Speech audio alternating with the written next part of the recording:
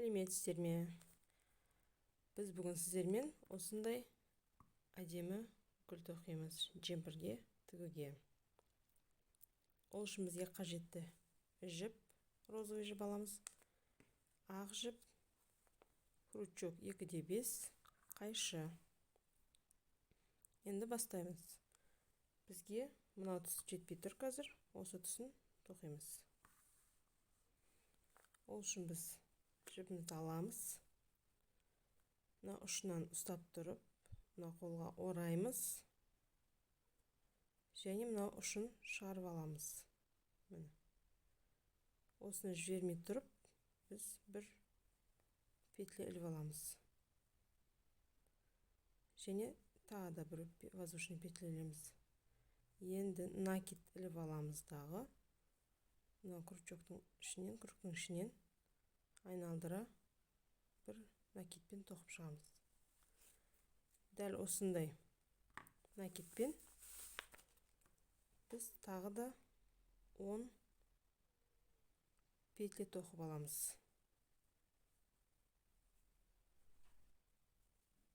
Үшеу, төртеу,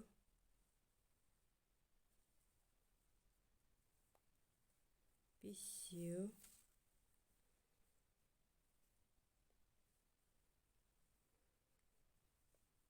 алтау,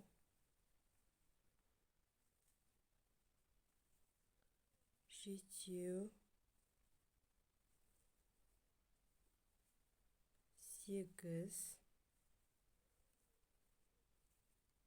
тоғыз, 10, 11, және мынау соңғы 12-ші. Енді мынау остаток жіпті біз тартамыз. Сонда бізде осындай дөңгелек пайда болды. Енді біз мына екінші ақ жіптен аламыз. Мынаның екеусін біріктіреміз. Мынау басымен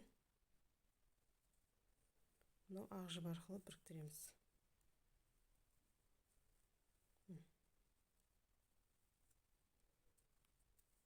Бір воздушный петля тоқимыз. Мына қызыл жіптің кесіп тастаймыз. Қызыл жіпті бізге енді керегі жоқ.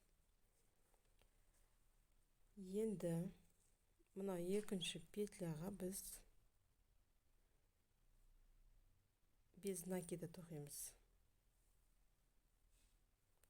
Бір ілмек іліп аласыздар. Бізде үшеу тұрғы петлямызда, крючогымызда, сол үшеусін бірге тоқимыз. Келесі осы петляның ішіне бір накидпен тоқимыз. Келесі дәл осы петляға 2 накидпен тоқимыз.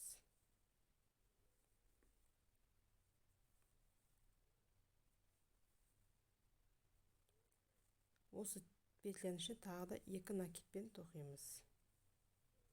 Бізде гүлдің жапырақшасы пайда болу керек.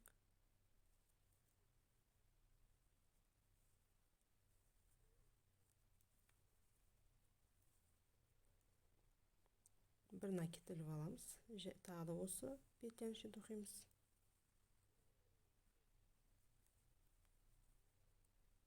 Және соңғы бізде бірге тоқылады. Енді келесі петляның ішіне біз біріктіреміз. Бір воздушная петля. Бізде осындай жапырақша пайда болды. Келесін тағы тоқып көрсетейін. Келесі петляға, ол үшінші петля, төртінші петляға бір накид іліп аламыз. Бірнеде крючокта 3 петляны біріктіріп тоқимыз. Келесі бір накид іліп аламыз дағы, бұны бөлек осылай тоқимыз. Үшінші 2 петля іліп аламыз, 2 накид.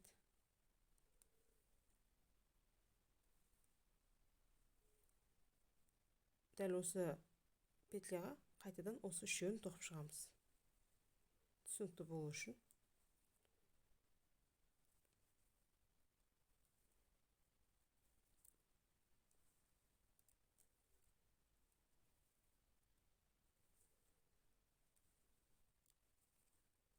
Шүйесін бірге тоқимыз.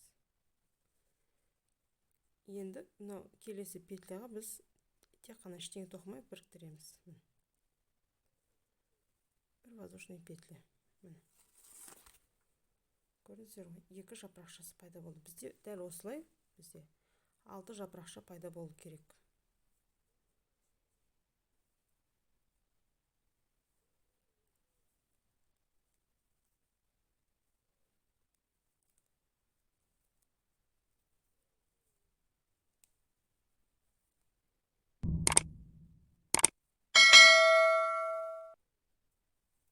Егер менімен бірге YouTube каналда тоқып жүрсеңіздер, түсінікті деп ойлаймын.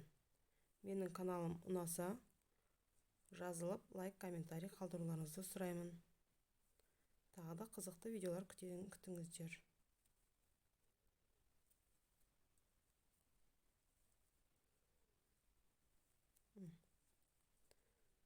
Ешқандай қиындығы жоқ деп ойлаймын. Осылай соңына дейін өздеріңіз тоқып көріңіздер. Міне, біздің гүліміз дайын болды. Енді біз осы гүлдерді қайда қолданады деп ойлайсыздар? Біз бұл гүлдерді мынандай жемпірге тігеміз.